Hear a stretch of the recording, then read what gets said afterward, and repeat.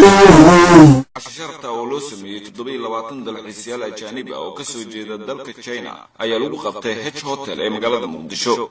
kulankaas ayaa waxaa ka soo qayb galay wasiirka warfaafinta Soomaaliya, gudoomiye ku-xigeenka arrimaha bulshada maamulka gobolka Banaadir iyo marti sharaf kale lagu casuumay. sanadihii ugu dambeeyay ayaa magaalada Muqdisho waxay sameeysay horumar kala duwan iyadoo dadka ajaanibta ah ee Muqdisho imaanaya ay soo badanayeen. ugu horreyn waxaa halkaasi ka hadlay gudoomiye ku-xigeenka arrimaha bulshada maamulka gobolka Banaadir Cabdullaahi Cilmi Xaaji Erg ayaa sheegay in labada dawladood China iyo Soomaaliya uu ka dhaxeeyo cilaaqaad aad u wanaagsan. waxaan aad ugu faraxsanahay waxaan noo muuqato Muqdisho say u ekaan doonto hadii la yiraahdo markaan intaan arkay oo Chinese waxa ay musuurtay Muqdisho oo yeelan doonto Chinatown waa clear way hadii la yiraahdo sidii lagu yaqaanay caasimadaha adduunka in ay yeelato Chinatown waana furaheedii dadka noqon doono. annaga China iyo Soomaaliya waxa jiro dhaqan hore iyo xiriir hore iyo abaal hore oo aan u hayno haddii noqon lahayd jid haddii noqon lahayd isbitaal haddii noqon lahayd tiyaatarka haddii noqon lahayd stadium Muqdisho oo aan ku faano. dhanka kale wasiirka warfaafinta Soomaaliya injineer Cabdiraxmaan Cumar Cusmaan Yariisow ayaa tilmaamay in uu aad u soo dhaweynayo dalxiisayaashan ajaanibta isla markaana uu sheegay in dadka Soomaaliyeed ay yihiin dad jecel martida.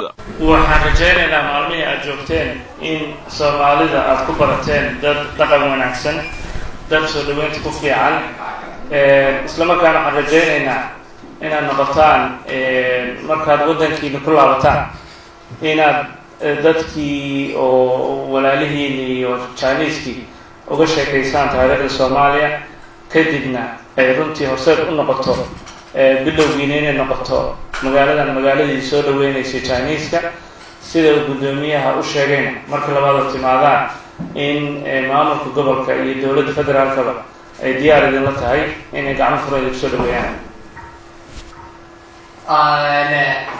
首先你们在这边待了几天，然后我希望你们回去时候跟中国人讲索马里的印象。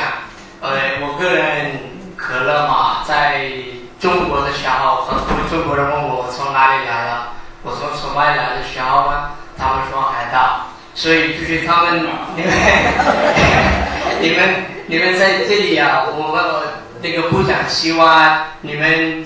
haweeney ka mid ah dadka dalxiisayaasha oo xafladda ka hadashay ayaa sheegtay in Soomaaliya ay ka jirto horumar wanaagsan isla markaana dadka Soomaaliyeed ay yihiin dad wanaagsan. markii hore waxaan haysanay muuqaal ah in Soomaaliya in ay tahay meel burbursan ama burcadbadeed ay buuxdo, laakiin hadda waxa ii muuqata Soomaaliya in ay tahay waddan qurxoon iyo dad qurxoon isbeddelna leh.